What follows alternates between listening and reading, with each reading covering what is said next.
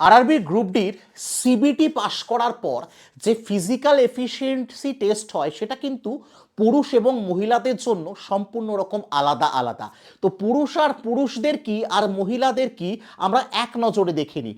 Mail ক্যান্ডিডেটদের ক্ষেত্রে 35 KG নিয়ে তোমাকে 100 মিটার ছুটতে হবে 2 মিনিট, তুমি হেঁটে যেতে পারো। দেন এরপর তোমাকে কি করতে হবে, 4 মিনিট 15 সেকেন্ডে তোমাকে 1000 মিটার রান করতে হবে। এই দুটোই যদি কোয়ালিফাই করো তাহলে তুমি ফিজিক্যাল এফিসিয়েন্সি টেস্ট কোয়ালিফাই করবে। দেন ফিমেল ক্যান্ডিডেটদের ক্ষেত্রে কিন্তু ওয়েটটা হয়ে গেল 20 কেজি, 100 মিটার যেতে হবে 2 মিনিটে। সময় এখানেও এক, কিন্তু ওয়েট 15 কেজি কমে গেল।